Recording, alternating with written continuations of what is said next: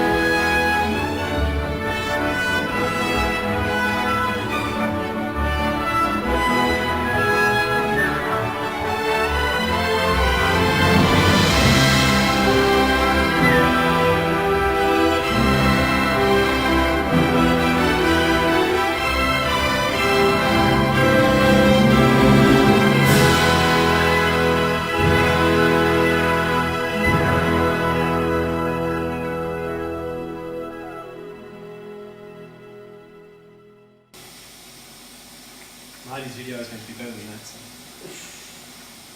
That may be quite as loud.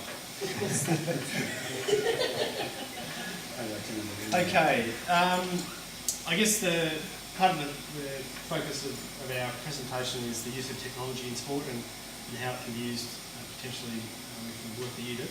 So I guess the issue for us in technology is that it's meant to make things easier to do, easier to see things, improve your knowledge,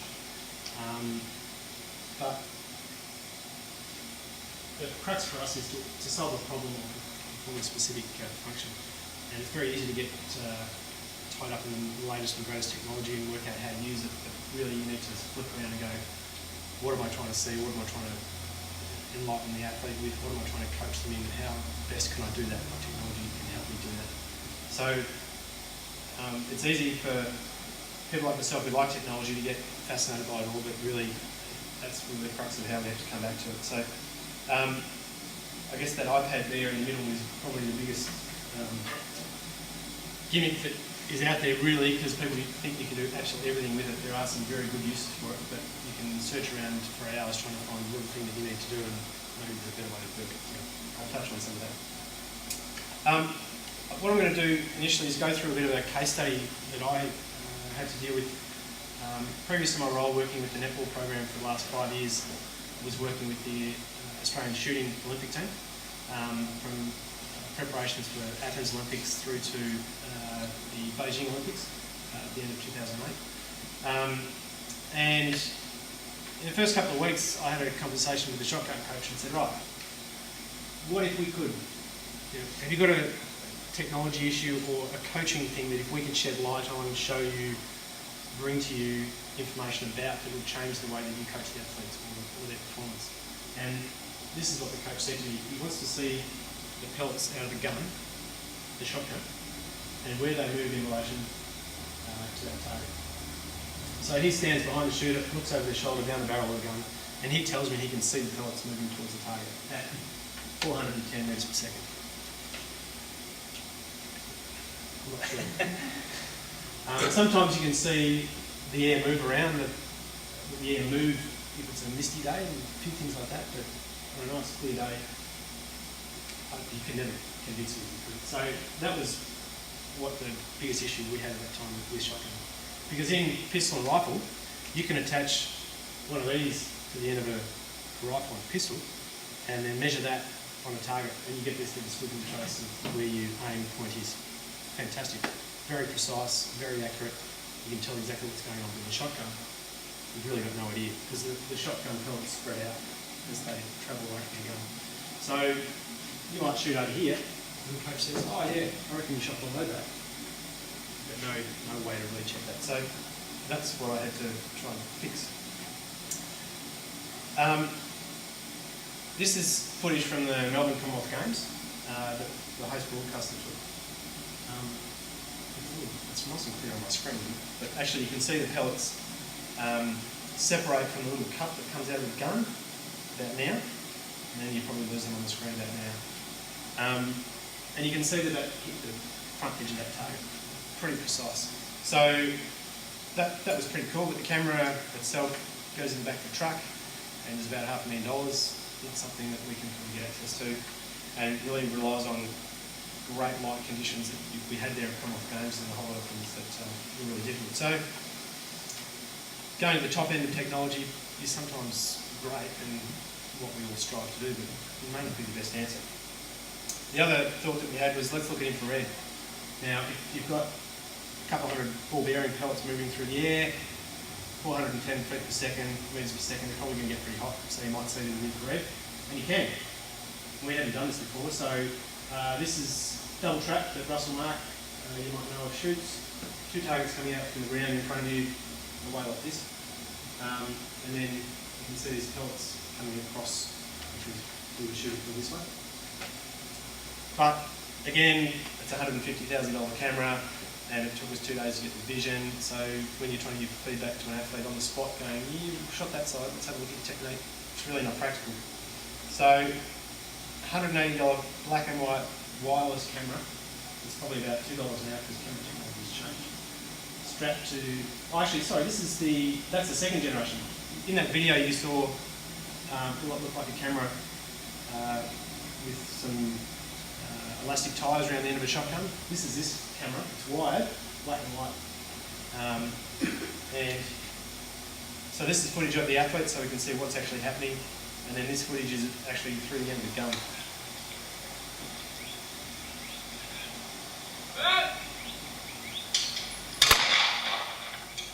So you missed the target, but what you'll see here is a slow-mo of it. So what we can work out is, after taking lots and lots of shots, when he misses a couple, we plot in that area when a target breaks. So we plotted hundreds of shots, and we knew that if the target was in that zone, it would break. So you saw from that other one, the target was about here, so we knew it didn't break. So that means that he shot in front of the target too far. Okay? And his, I guess the height of the shot is perfect right in the middle, so he's got some room to move. So in that context also we could give feedback on if it was here, you hit the target and it broke, but you haven't got much room to move. If you're a bit quicker, you're going to miss it. So potentially you need to slow your gun down or change the way that you move the gun towards the target. But it's wide, it's black and white, a bit dodgy. So I did that I think 5 years ago, and then just before London Olympics, about 6 months out, Russell Mark came back to me and said, "I want to see what I'm firing at. Can you do that?" So camera technology now, that is, you've probably seen footage from skiers, helmet, that sort of stuff. That camera's that long, sort of that round. Taped on with black duct tape, because I tried everything else fancy to attach it, but that stuff doesn't have the gun. It holds it really tightly, and because the camera is cylindrical, it fits in the groove between the two barrels there. You tape it on nicely. It's not going to move. It's easy to get off. Does it get affected by the heat? No. Good question. As long as you don't stick it too far down here, you might get some trouble down there. So, yeah, good solution. It's high def vision. Okay.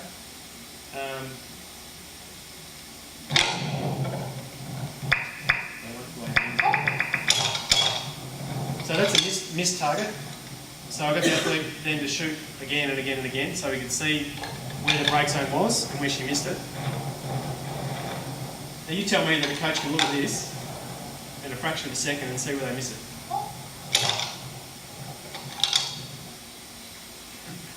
Anyway, so there's a brochure there on Dartfish, and I guess I'll mention Dartfish a couple of times. They are a sponsor of ours, but I'm letting you know that the sort of software that Dartfish produce can do this sort of analysis really easily and really quickly, and it can be done really inexpensively. So what we did here was actually plot where the target was in the frame, each frame it went. So I just covered over the target there. So we're able to plot the trajectory of the target across the screen, and then look at the pathway the athlete moves the gun towards that target, and then also look at where the target was when it broke and where it missed. And we can see a clear difference in there. So we can come back to the athlete and say, right, here's where the target is in the picture when it broke, and here it is when it didn't break. So your gun position there on that target was too far to the left or the right. Let's practice that. Maybe we need to shift it a little bit further to the other way. Do we change the position you hold your gun in space where you start? There's a whole lot of different things that we can check in there. But we can pretty much do that within 5 or 10 minutes of that shot happening on the range and do that feedback to them. So that's pretty cool now that technology has changed and developed and actually given us a good solution. So I guess that's a case study of where technology can go, and sometimes a high-tech whiz-bang, pie-in-the-sky technology is not the best solution. It can be a $180 off-the-shelf solution if you just think simply about really the essence of what you're trying to produce, rather than going too high-tech and too high-fancy. Although Marty's got some high-tech fancy gear that does the job really well, so that's pretty impressive. So that's my little bit of case study. So I'll go through some of the work I do with Melbourne Vixens, which uses some pretty cool technology on analysing movement and matches in a different way. So I can talk about data you can collect there and how that can be useful, and some of the pitfalls involved in that. I use a software called Sports Code, which lets you log events that occur during a game, and then you can add descriptive information to that. So if I'm working in netball, I might log the event being a centre pass, and then log the player that took the centre pass and where it occurred on the court. Or it might be, in this one where I've shown you here, shooting information on the court. So we break the netball shooting circle there down to 15 segments, and then log where those shots occur and whether it's successful or not. So at the end of a season we can produce this information for the athlete, and then also look at longitudinally information, this one here, about their accuracy. And it's worth also considering the information you get from analysing sport and its context. Because if you look at this information and go, oh, they've had a real dip in accuracy here, there may be a good reason for that. Or if you look at maybe attempts per game, 302, if you average that out, maybe the athletes don't play every game or the whole of each game. So maybe you need to look at how many shots they put up in a quarter of a game. Is that a better way to be fair to the athlete on the information you're presenting? So it's really important when you produce information that you look at the context of it and how it really reflects what you're trying to measure. Because it's really good to give objective, measurable feedback, but it can also be distorted really easily and probably not give you the right message. The real facts can get lost in it. I'm not sure how they say it, but you can twist statistics in the way you like, which I really like. So sort of things to consider is the learning styles of athletes, because everyone processes and accepts information in several different ways.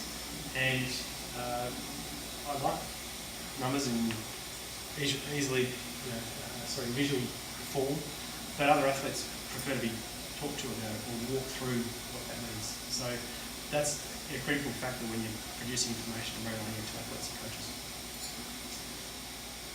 I had some shooting information of an athlete over a season, and it showed up a cold spot.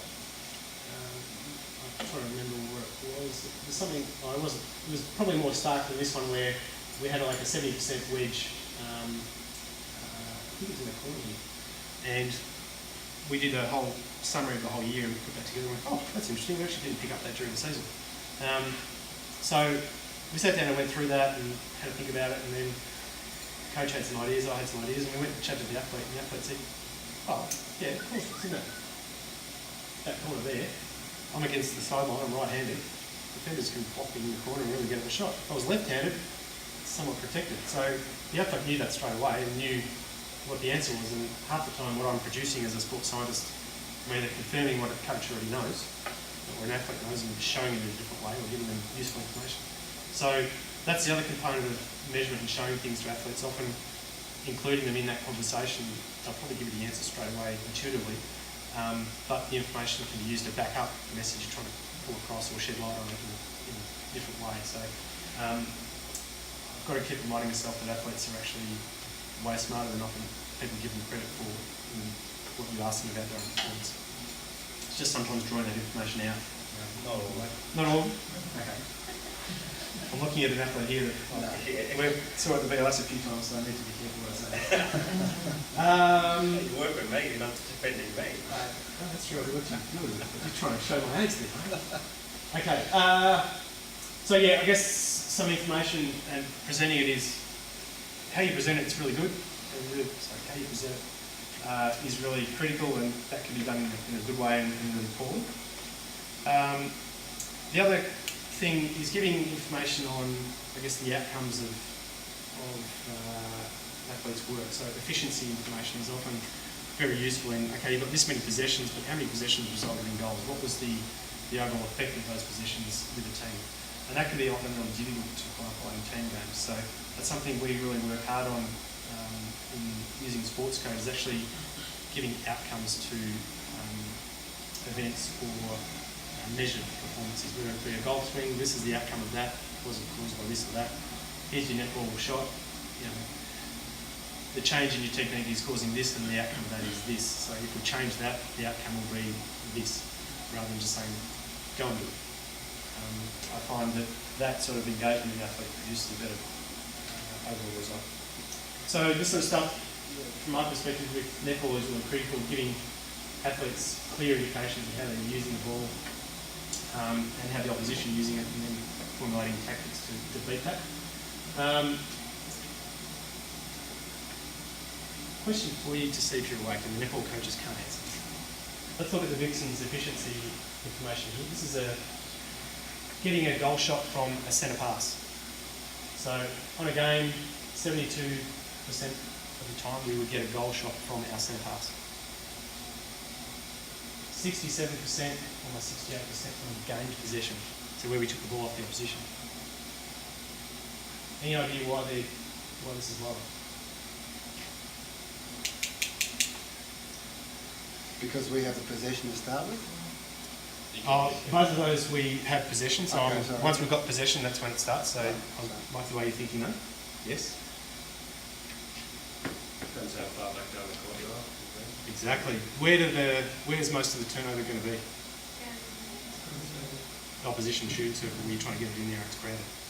So you're almost going whole length of the court where centre pass you're probably going half length of the court. So from that, you can look at that and go, whoa, centre passes are great, but are they? They're probably not. Because you're starting halfway down the court, you've got 2 passes to get in the circle. So again, looking at the information objectively and where things occur is really important. So you can look at numbers of how things are occurring, but is the information spatially where things are occurring more important, or the players that are involved in that more important? And again, that can be the hidden information that it's easy to cross over and miss. I'm going to move on to some other technology that I use with the netball program but have used with shooting previously, and is used in a lot of our sports, and it's to do with training load monitoring, and this can be difficult in a lot of sports that don't have athletes and coaches interacting every day face to face. Is that something that you guys probably don't have face to face every day? Maybe. So there's lots of technology out there that can enable you to enter information on a phone, on a tablet, to a web page that can then get disseminated out. Now we use a program called Visual Coaching Pro, which I'll show you one of the components of it. You can physically load, say, an annual plan into Visual Coaching Pro, and then within that you can actually add an athlete's gym program. Now, for athletes that don't maybe see their gym instructor every day or their coach, it can be quite difficult at times to remember technical things. What's an exercise supposed to look like that you've tried once and you can't remember what it looks like? So what you can actually do, the program itself has a database of 6,500 exercises in it that you can click on a body part and go, right, what are the exercises that work your shoulders on? And it'll go, there's 2,000, and I've got dumbbells to use, there's 50, and I've got body weight, so there's 100. All right, so you can drag and drop those exercises into a gym program very quickly, and then allocate reps and sets or whatever descriptions you need to describe how you're doing that movement with the athlete. And then click it up to the web, athlete logs on and goes, oh, what's that? I can't remember that. Okay, so it gives you tips, cautions, other information about other muscles that are used in that movement. If you really want to have a look, you can actually click on the muscles there before and actually get an anatomical picture of where the muscle originates from the body, where it inserts, what nerves work it, a whole lot of stuff. So you can educate the athlete on the types of muscles that are important for their movement, or keep it nice and simple, and just show them a little video. Now I'm running this off my mobile phone hotspot, so if you're hooked up to a wide server, it'll give you a bigger picture. It'll work out what your bandwidth is like and shape it accordingly. So that sort of technology is actually out there that is easy to use. You can program information. You can give a generic program to a whole lot of athletes and say, right, here's a whole lot of stuff you can do. You can write stretching programs and put that in. There's a multitude of things. So that sort of technology is very useful. The academy had that about 4 years ago, 5 years ago. Okay. Yeah. And there were issues with the person who was in charge of setting the workload for each of the athletes. Oh, okay. When we brought Glenn on board, Yep. we shifted to a more personal model. But Sure. that was a fantastic resource for where we were at the time, especially given that the academy covers such a broad geographical base. Yeah. Costs and other things. Yep. But yeah, brilliant program. Yeah. The other part that we use a lot, and actually in the netball program we don't use that exercise prescription type stuff because every session is seen face to face by a coach. So we don't use that component. What we do use is this diary.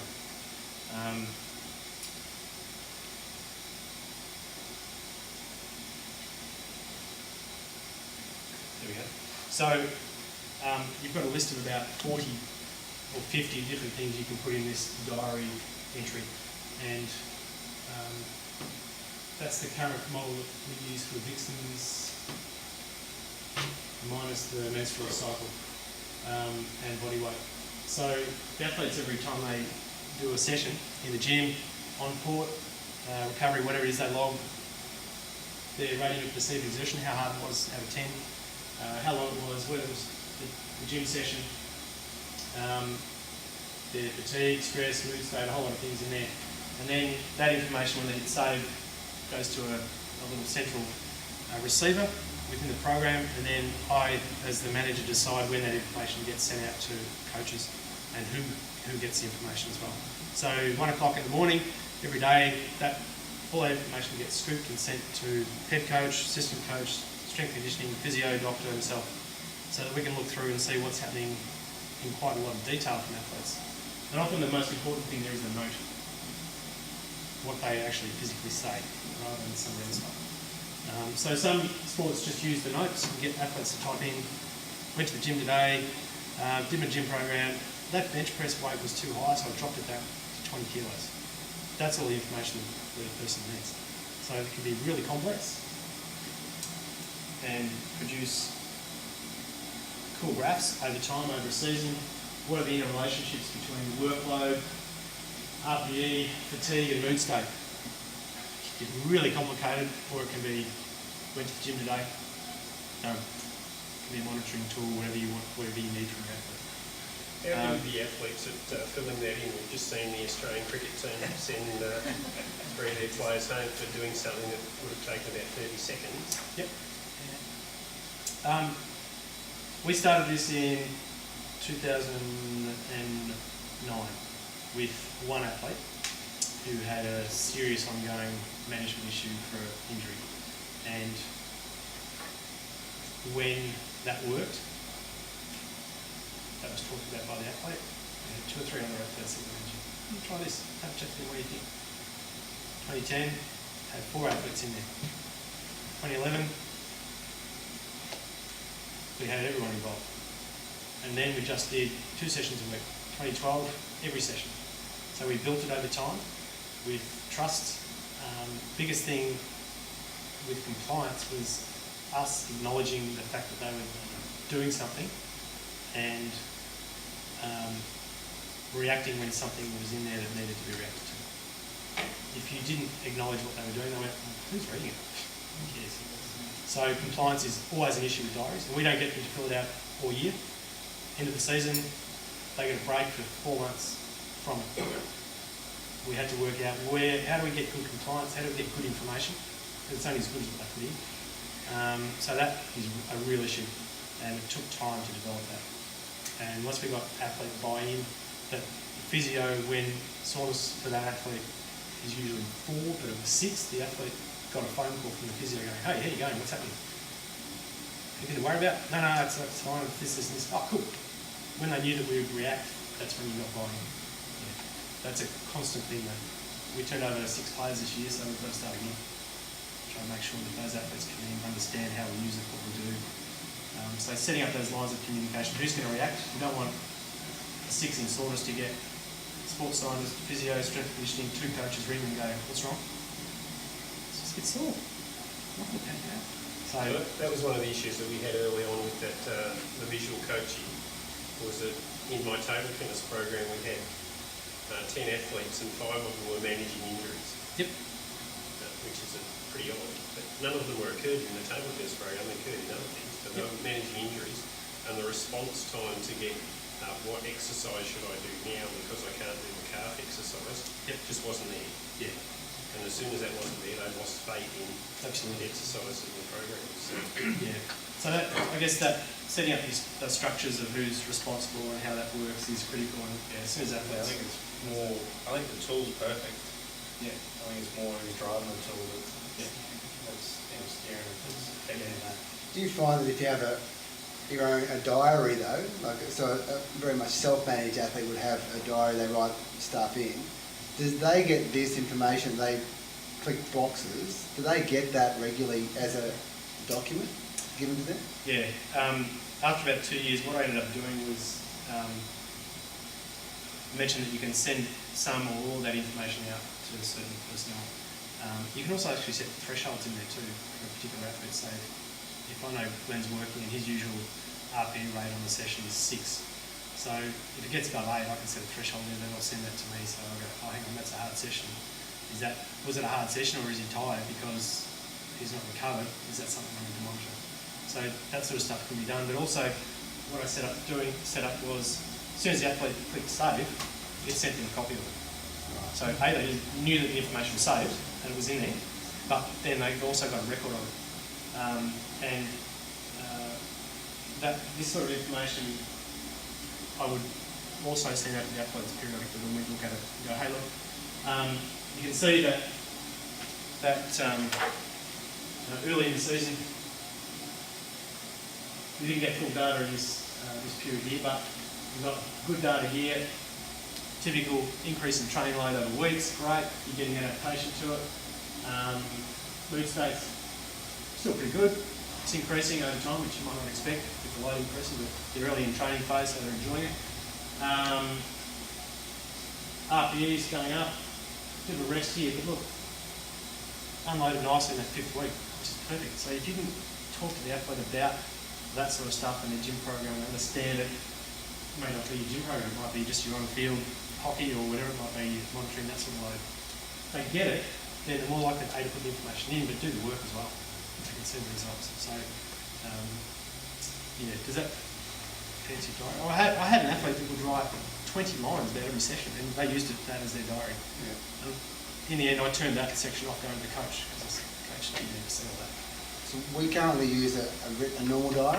Yep. Paul Gaston designed diary, iRecord. Yep. And Lisa Kruger, our sports psychologist, former athlete there, she does our education once a year. They've just done their education, got their diaries for the year. And they're supposed to sit down with their coach in the gym regularly, or their personal coach, and look at them. That is something that's out of my control, but it's interesting. Like, a lot of athletes don't like the electronic, but at least having something measurable and having a record of it, we're trying to set in place. The thing that this did for us, we in 2000, early before we started using the system, we used we'd have someone walk out on court and go, "What was that like for you? What was that like for you? What was your heart rate?" Recording all that information. I gave up after a couple of weeks. I got a student to do it. So, but that sort of stuff can be really hard and time-consuming.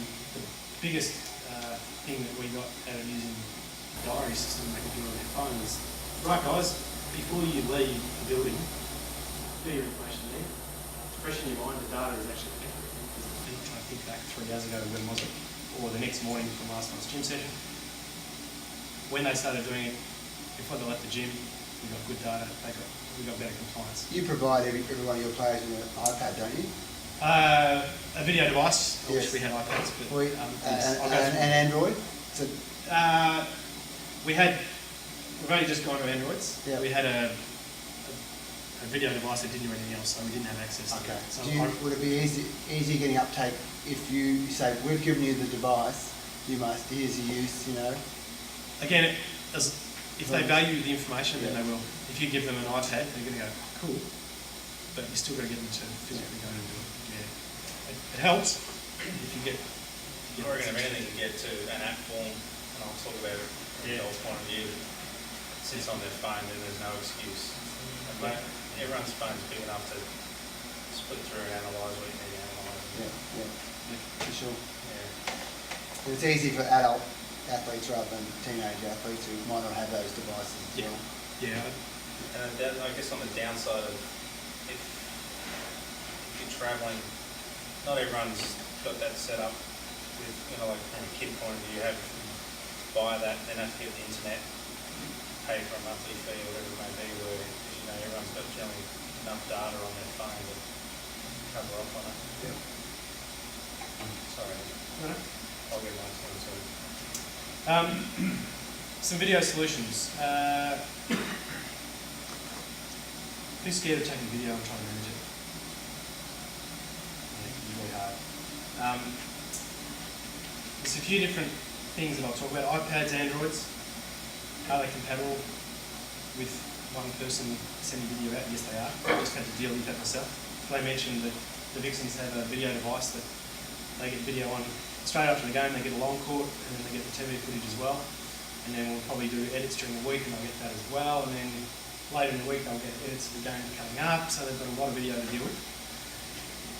And we had these 7-inch devices that were 3 times as thick as that just play video, and then athletes had iPads, and I'm like, oh, that's cool, how do we use that? So I had to work out, I work on a Mac system, so that was great.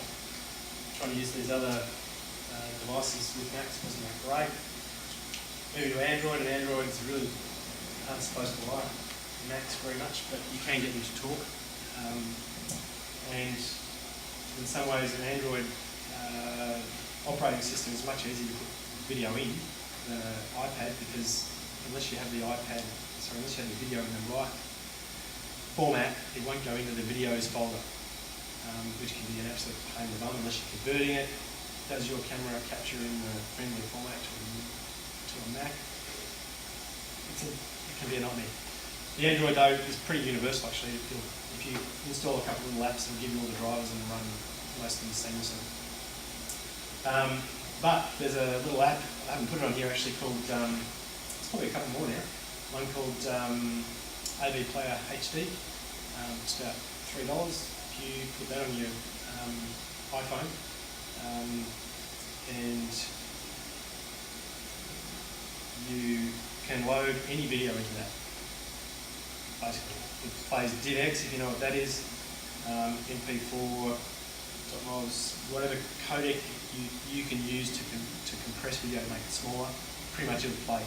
So if you have your iPad attached, you obviously have your iPad in this corner here. When you click on it, you get the different components of the computer, the iPad up here. One of them will be apps, obviously. So if you click on that, and you've installed AV Player HD, you scroll down the bottom of that, down that bottom third, on the left you'll see a few, maybe 4 or 5 apps listed here that you can physically load information into.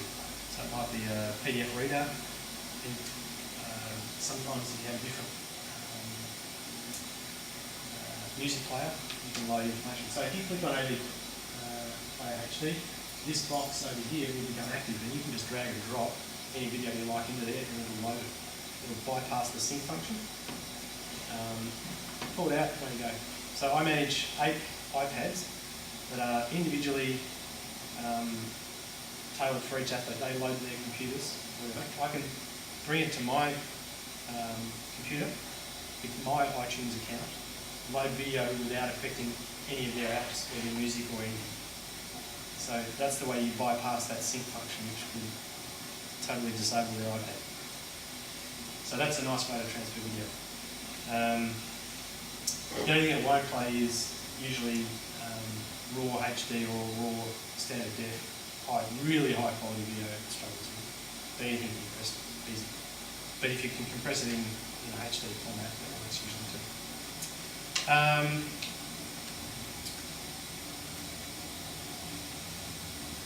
iPads, Android, so that's pretty cool. There's a few different apps on an Android you can use that I use.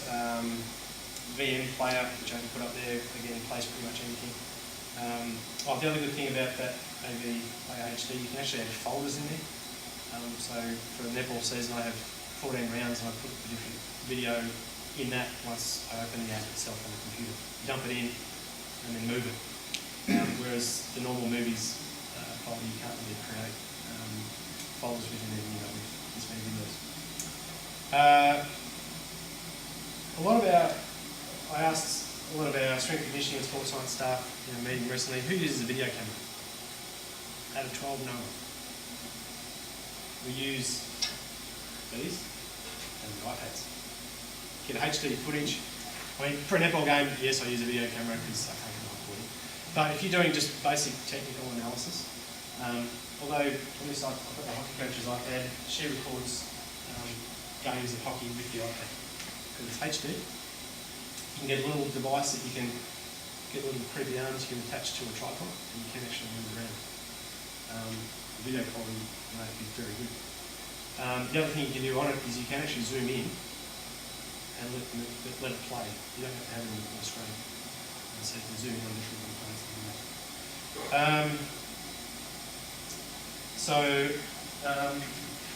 The other thing you can actually do, if you capture footage here, if you have data on your phone or your iPad, you can very quickly send it to the web and distribute it very quickly. It'll compress it as it goes up.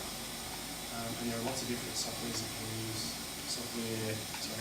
apps or web pages to do that nice and simple. A couple I've listed here are Vimeo, YouTube obviously, and Dropbox. So when you've captured a piece of footage on your phone, you can actually usually just hit the options key and you can share. And any apps or whatever you have on your phone, it will go, you can use these ones. So you can hit Dropbox, load it up to your Dropbox account, click on share on that, send the link to an athlete and go, here's video. And then if they want to, they can download it from there. Pretty simple. YouTube's another one. Be careful when you put it into YouTube.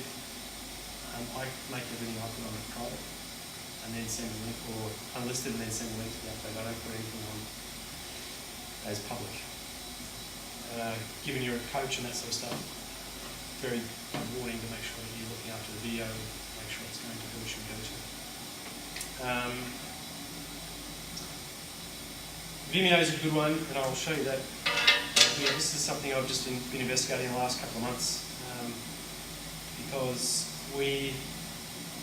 I capture every netball game for the season. There's 5 each week. We're in one of them, so I've got 4 extra games. Now sometimes the athletes want to go back and watch a particular game. Maybe we're playing an Australian team this week, next week we're playing the New Zealand team, and the New Zealand team played the Australian team last week. We had very different styles of playing netball. So our athletes want to go and watch the last time that New Zealand team played an Australian team. And some of them want to see 2 games ago, some of them want to see one from last year. Trying to manage that is really difficult. So I've gone away from actually physically loading every game because 64 gig is the most you get on an iPad. Most of my games are about 1.5 gig. And they've got all their own stuff on there. So I get a small amount of space. So I'm using Vimeo and YouTube to load all of those games on the web. So then the athletes can use, this is what our athletes get now. This was $100. So, I don't know if it's Chinese or whatever, knockoff from somewhere. The 64 gig memory card cost me $70. It only has 2 gig on board. But that's Android, ice cream sandwich, 4.03, whatever it is, so it's almost up to date. But that plays any video I can throw at it for $100. So I've got half the team on those because they can't afford their own iPad, which is fine. But this one is mine. That was $170 from Kogan. They are an Australian company that get overseas manufacturers to make stuff and just brand it themselves. So that's a 10-inch, same as an iPad, running 4.03 as well. And this one plays this website Vimeo. So here's Vimeo. So I've loaded some video up here. So this is some video I took on my phone at Marty's golf camp last week. This is running off that was captured in HD. I think it's going to play. It's running off my phone at the moment.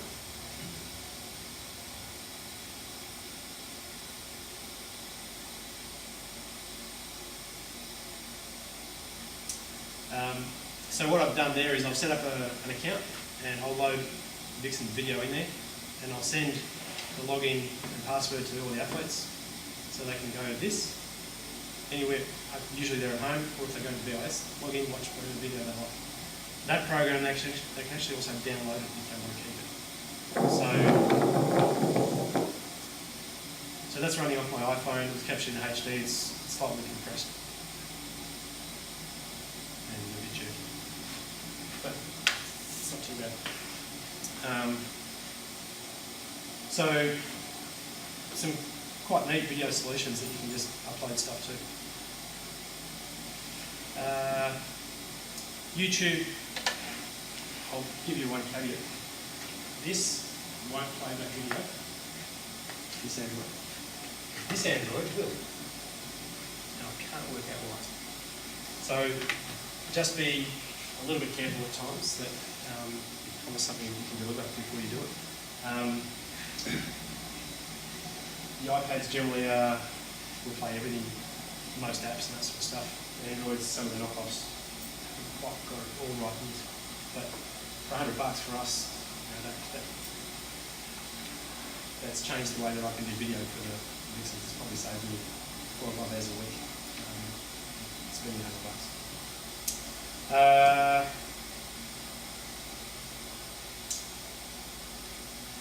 The other one you can use is your Google Drive to send information to. The other thing that I think we've gone back to using with golf, and we will be very soon, is using golf, using this with a little Excel document with drop-down boxes to record sleep, hours of training, using Google Docs instead of using Visual Coaching Pro, because you can easily load documents up there, send them out, distribute it, get people log it online. So you don't have to go high tech and spend a lot of money to get some of those nice simple recording tools as well. If you're having trouble doing a calendar, Google Calendar does stuff really well, and you can let people share it. You can add a whole lot of stuff into that. That is really simple and easy to use. People can have it on their phone, so there's no excuses for missing things, and update it. Some of the apps do have different technologies in them and different functions. Some of the cool things that you can use, especially on the Dartfish actually now, put out a web managing software which I've got some information on for you, that you can capture footage with your iPad, do some analysis on movement angles, draw lines, highlight, take a frame and add some text to it to highlight a certain component. Click a button, you can load it to the web. If you have your athletes' profiles on that, you can click who it goes to, sends them an email like that when it's loaded. Okay? So that integration between some of the apps now on that technology, loading stuff on the cloud and then sending information out, is now getting actually very good and quite simple and not expensive. That sort of package that you might look at for loading information and sharing it is probably something that an institute might buy and say, all right, coaches, here's something that we can provide you that will give you the ability to send information really easily. You can check who's watched it, how many times, when they've watched it. They can write comments back to you for homework. That sort of stuff is actually very good in that software. Nick, we did an education session with our athletes 3 weeks ago. Yep. About technology, so very similar to this but a bit dumbed down. Yep. We got them to get on their iPhones and Androids to search the web for software packages that we use. And we've been using with some of our athletes UberSense, Yep. which is just in the gym, so we can plot their squats and stuff to show them how deep they're going, and on the bike. More as a toy at the moment, but just to open up their mind. Yep. But our website also allows us to put video on, and we use traditional camera for all our education, but we also track who watches it. Yeah. So it's sort of a lesser version, but Yep. so there's different things out there, Yeah. obviously, in different scales of what you can do. Yep. And you're obviously at the top of the scale. I wouldn't say that at the moment. I'm trying to change the way things are working, and it's actually quite difficult to work out exactly what Yep. things are working on different ways. But also we looked at text messaging the Yep. short videos Yes. to them. So on the iPhone, take the video, Yep. 20 seconds, and then text it. Yep. And so they have it on their own as well, That's good. and they can go and check it and look at something. Yep. Try and decrease the feedback circle. And I think that's the key is being able to get video footage, show it quickly, either get rid of it or store it to compare it later. And some of this app here actually enables you to do split screens really quickly. Yep. Enables you to do overlays as well. Overlays are always hard because you're trying to check, make sure you've got right angles and some things to compare. But when you can break a movement down to thousandths of a second, it's a really good coaching tool for technique and all, but also to show people where their boundaries are and what they should do.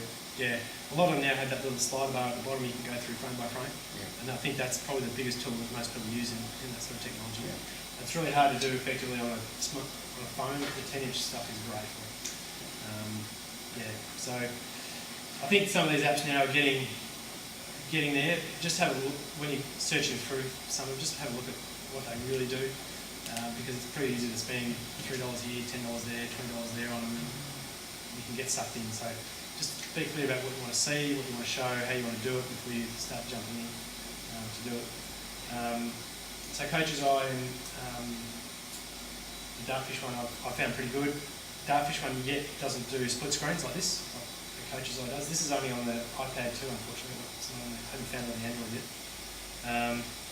And like I said, you can click upload and you can check where it's going to go to, YouTube or Dropbox or whatever it is, and send it straight out. So some of that's very good.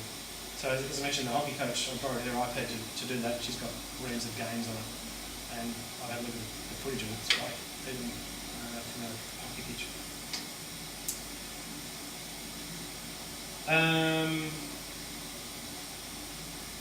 The last thing I was going to show you was heart rate monitors. They've changed in the last few years because the monopoly on heart rate monitors has gone from Polar, so there's a lot of different ones out there. And they do a lot of cool things. This one is a gun, has GPS in it. It's about $110 when I bought it 3 years ago. 2 years ago from golf. We use it for the golf program. Monitoring heart rates when athletes are walking around a golf course. Checking where they're walking, if they're not cheating on their scores. So, plugs in by USB. The interface now is actually very easy to clip in to the computer. It actually loads to the web as opposed to on the computer. So the athlete can take it home, clip it into their computer, runs via a web page rather than the old infrared sensors and that sort of stuff that can be really difficult to use. Load it to the web, and then the coach and anyone else can look at it. So you can remotely coach an athlete and go, right, go for a run, you can see the GPS, you can see their speed, you can go on to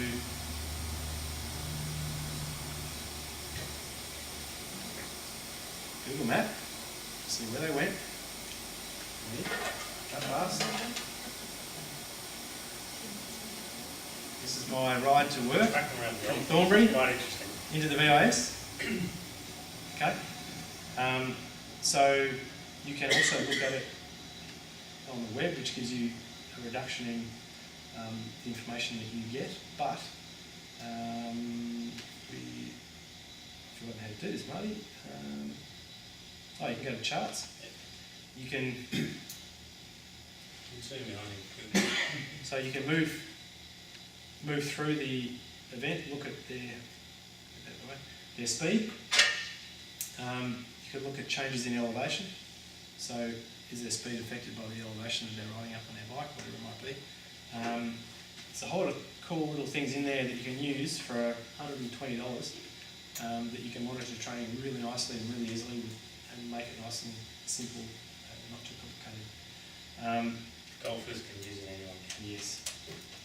I was actually surprised. I went to this lecture in Geelong last week. We had different topics, and I was actually surprised how few coaches were using heart rate monitors, speed, movement, elevation, and it was quite appalling how low level the technology was they were using for such a small cost and not really much knowledge. Yeah, I agree. I mean, you can. This is the software on the Mac that you can pull that file down from the web and chuck it in. And 10 years ago, this was ahead of the world. Earth-shattering, yeah. And it's simple. These guys are now, you might have already, they're now doing it where the runners are now tracking and the cyclists are tracking. They've got points through the city where you're running through targets. My brother-in-law's using the same Garmin. And it's basically a running ladder now that who's on top. So from point to point, on running, on cycling. Because you go on the website, track my run or whatever, and you can see where you ran, how far it is. You have the GPS as well on that. It's got tagged on the points across. To show other people's heart rate so you can see how hard they work. Well, right in it. I mean, we have a common VIS login, and it's not pulling it up now, but we've got 70 different exercise sessions in there. Some are cycle runs, some are beep tests, some are actually on a golf course. So you could log anyone's common run, and everyone can see it. Or you can set it up individually so no one can see it. Set it So I know a charity that uses it for a race around Australia for different groups of staff, for staff bonding, and they all track the GPS, they all doing their own running so they can see who gets there first. The money goes to the organisation, the charity. So you can make it a lot of fun. You can make it a lot of fun, yeah. So that's probably it for me. I guess, again, technology can be a friend, it can be a pain to work with. So I guess if I come back to that first point, way back here, it needs to solve a problem or do something for you. Make sure you don't get dazzled by it, and it's still giving you something that you couldn't get previously or does it better, saves you time. That's the biggest lesson I've got from working at it.